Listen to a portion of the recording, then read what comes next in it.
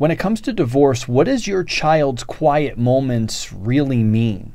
We're diving into the complexities of your child's silence during and after a divorce. It's really important because what if I told you that their silence is hiding a world of deep emotions that you can barely imagine?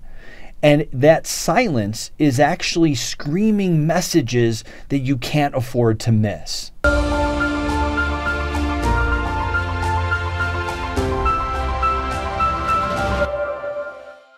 Welcome to the Child of Divorce Show, where we give you a behind-the-scenes look at what your children are really thinking and feeling during and after a divorce and what you can do to help.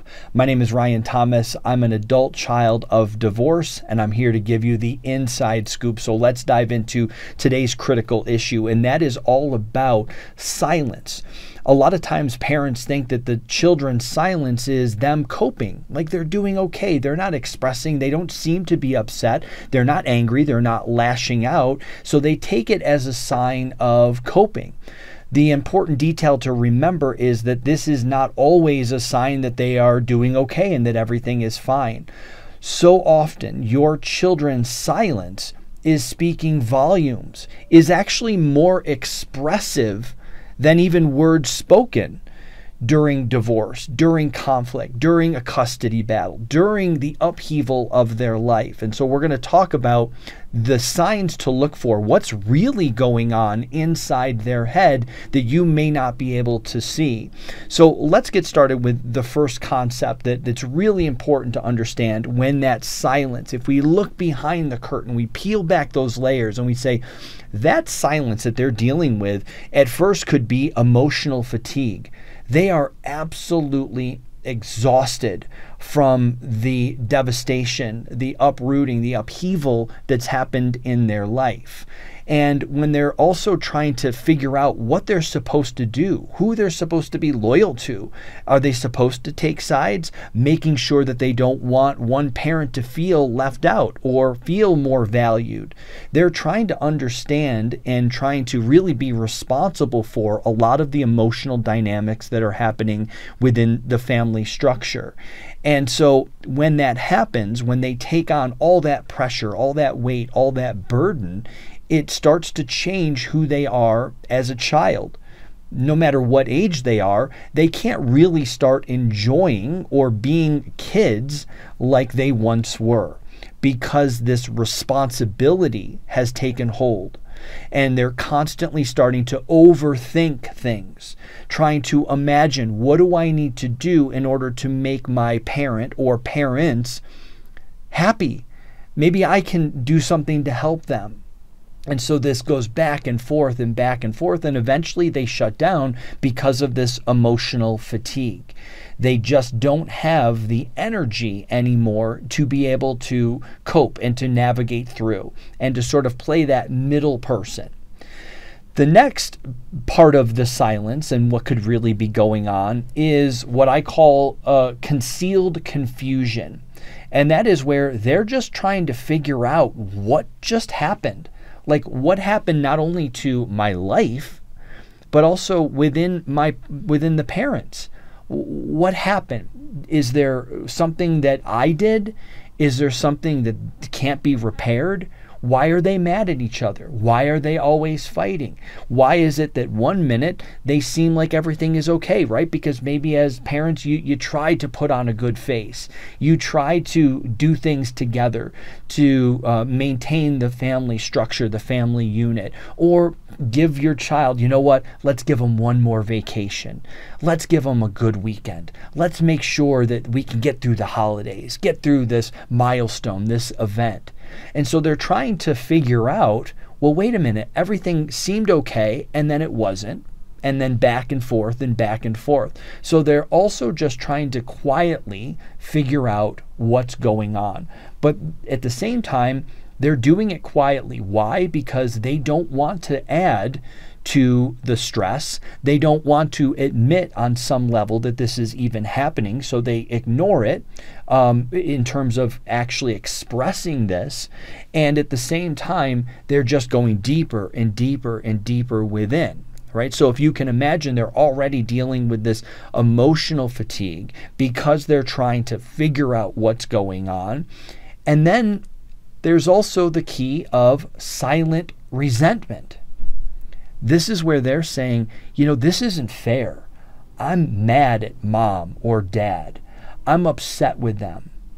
Why did they do this? Why are they leaving? Why are they abandoning? Why are they always fighting with the other parent, right? So your children may be looking at you and your ex-partner or soon-to-be ex-partner, depending on where you are in the situation, and they're saying, you're always starting trouble, picking on the other parent.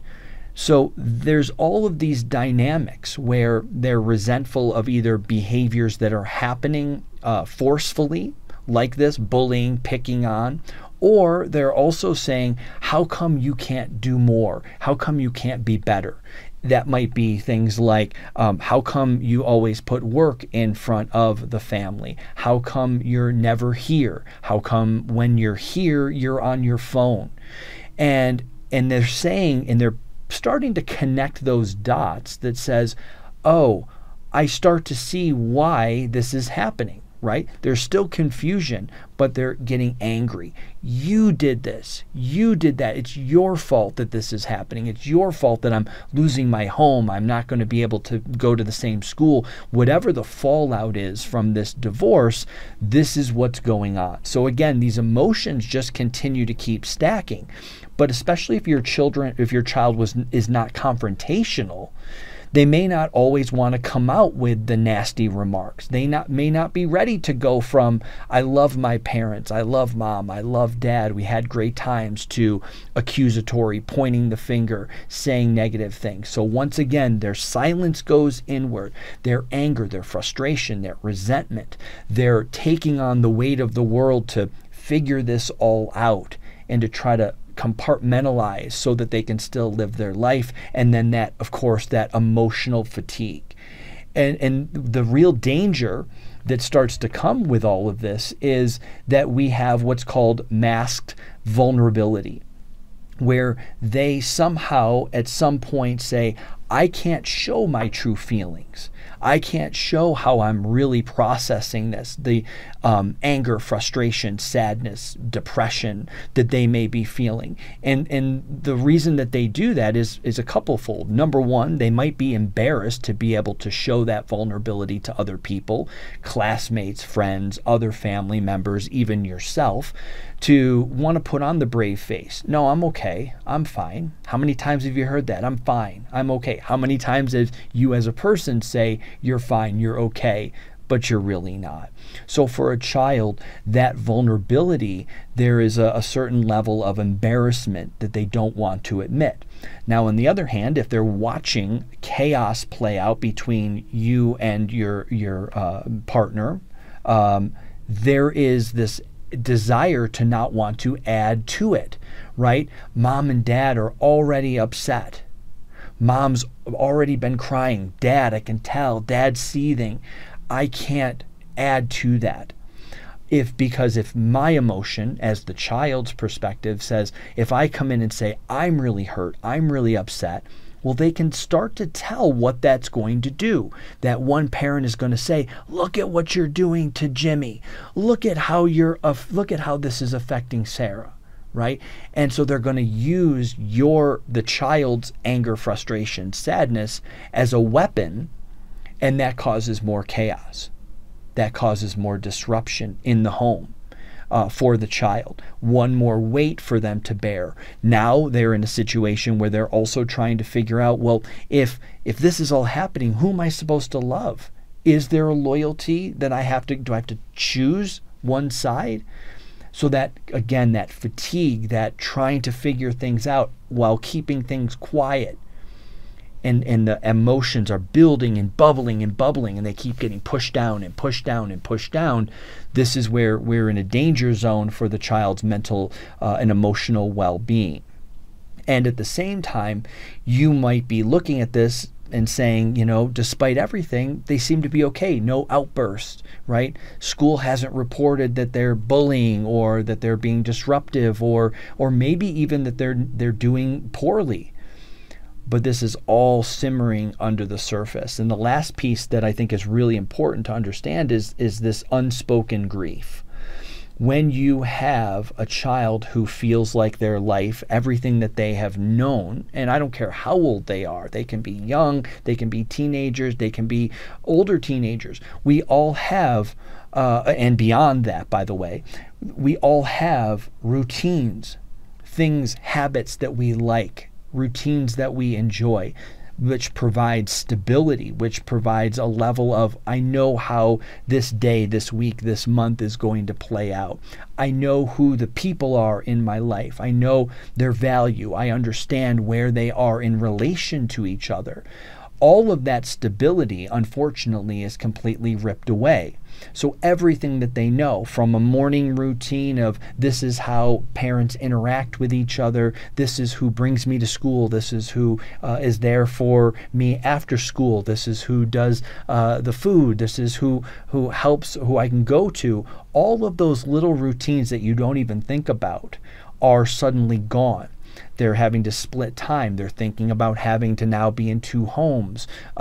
They're thinking about all of the different things that are going to be different. It will never be the same. And the more that they want that, so they're grieving the loss of the life that they had, and at the same time, the more that these other elements stack upon each other, they realize this is never coming back. Like, this is my new reality. And they want to cry, lash out, share, blame on some level, right? Slam the door, I hate you, but they don't hate you, but they need to express, but they're not expressing. They're not sharing. Again, they just keep pushing it down and pushing it down. So these are some of the really important things to understand of what's going on inside your child's mind. So if any of this resonates with you so far, if it gives you sort of those light bulb moments of things that could be happening or things that you can look for, be sure to like and subscribe. Also hit the notifications so that you never miss an episode, because we want to give you as much information as I possibly can. Also be sure to check the links in the description below for more resources. So what does this silent emotional storm look like in real life? To find out, we have to go behind the scenes. So imagine this. Your 12-year-old comes home from school. They walk in the door, they throw their bag in the corner. They walk into the kitchen, they grab a snack. You ask them, hey, how was the school today? They say, fine. They don't make eye contact with you. They take their snack, they go to the room, they shut the door, you hear a little bit of music come on. It's very easy to say that's just normal kid behavior. They don't really feel like talking. They don't want to talk. Maybe nothing good happened in school today, or nothing that they felt like was worth repeating or sharing. But when you have a child that's dealing with divorce, custody battles, divorce aftermath, we have to be very, very aware that there is much more going on behind the scenes, because they could actually be filled with all of the emotions that we were talking about: anger, resentment, silence, fatigue. All of those things are bubbling inside of them. So they go into their room and they've shut down. They're isolating. And the reason this happens is because their whole world has also been flipped. Suddenly, school is now the dependable thing. Better or worse, they know what they're going to get. But there is now a certain amount of dread when having to come home, because they don't know what's going on. Again, their routine is all different. They may be splitting time between parents. So everything is completely upside down for them. And while they're still trying to process everything that we just talked about in the last segment, that silence and them being by themselves is, and not communicating, not talking, is them going deeper and deeper and deeper into this dread of wanting to be home, wanting to be in the house, having resentment towards you, having resentment towards their other parent, or honestly, both of you. So they begin to slip further and further away from feeling emotionally secure and emotionally connected. So I want to take a second and share with you my personal experience and how this type of silence was affecting me and what was really going on in my situation. So for me, my silence was all about not getting into trouble. It was all about making sure that I wasn't being disloyal. It was making sure that if I knew that one parent was the dominant parent, was the good parent, and the other parent was the bad parent, that I was always good and loyal to the parent that I was supposed to be, the hero, the good parent. And to the bad parent, my silence was shutting down. I can't be disloyal. I can't be having fun when I'm with my bad parent because that would somehow be wrong, or that would hurt my good parent's feelings. And so what that did was created the ability for me, unknowingly at a very young age, to flip a switch of whoever I needed to be in that moment. That's what I would do. If I needed to be happy, I could be happy.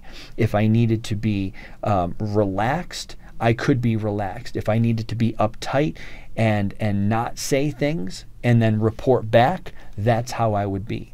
But my state was often very shut down, very quiet. It would take a while for me to loosen up because I had all of these thoughts in my head of what I had to do, who I had to be, rules that I believed existed that said, you can't say this, but you can say this. You can't do this, but you have to do these things. And so there was a lot of rules, there was a lot of confusion, there was a lot of anger and resentment. But in my case, which was very much one parent dominating the scenario and the situation, I had this belief that I had to be one way with one parent and one way with the other because I only had one good parent and one bad parent. So that creates such a level of confusion and disruption and loss of sense of self that sometimes the only thing I could do was just be quiet, be in my own head, find solace in other things that were within my own mind. So that just gives you a little bit of an example of what's going on in real life behind the scenes. Now, as you can see, with all of these very loaded and heavy emotions, it's very easy for the child to get locked into this habitual thought pattern with silence, to have this cycle going on and on and on. So what are some specific things that you can do to break the cycle? We'll get to those next. Whenever I work with parents, no matter what stage of the journey they're at, I always want to make sure that they have actionable steps that can put them in control, to not feel helpless or hopeless, but to actually give them practical strategies that they can use immediately to make a difference to help their child. So let me give you 3 action steps that you can use right now to start breaking this silence, understanding what's really going on in the child's mind, how they're thinking and feeling, and then help to draw them out so that they can start expressing themselves. And so it first starts with set and setting.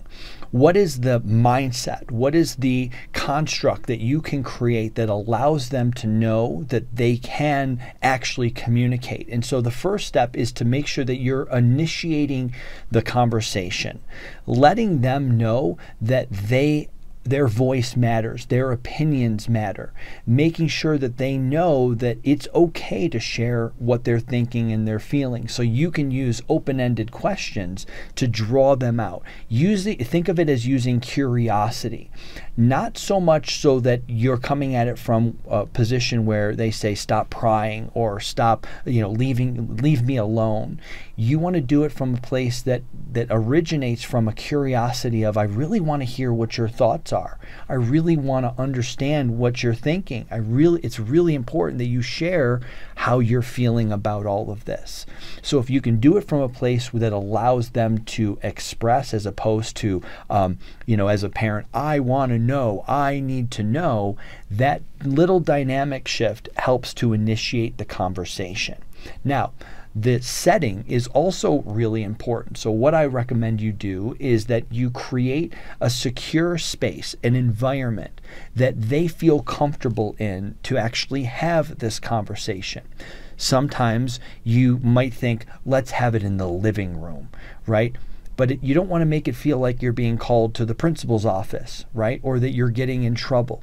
So make sure that the setting is someplace that they can actually feel secure and relaxed. As we know, if they're not feeling super secure and confident and safe in their own home because of all the disruption, maybe there's a place that they can go, a favorite restaurant, a favorite ice cream shop, a favorite place that you can go for a walk. You want to create a setting that feels open and inviting and secure, not like I'm calling a family meeting, or this is really serious, or this is really important, or have a seat on the couch. That instantly creates a dynamic that is not good for the situation.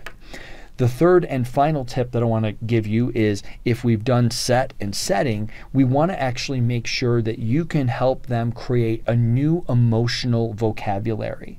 Something where you can show them how to actually articulate their feelings, their thoughts, their emotions. Sometimes they don't always have the right words. You as a parent have the opportunity to mirror and model how you're thinking, how you're feeling, putting words to the emotions that you can actually start using to show them and to help them create a new emotional vocabulary that they can use to communicate. So remember, when your child is going through a divorce, or even in the aftermath, and they're shutting down, they're silent, look for what's really going on. Look for what's going on beneath the surface. Listen to them, encourage them, create a setting and vocabulary that they can use to start communicating. That is going to help you not only help the child, but it's also going to continue to solidify the relationship that you have with them.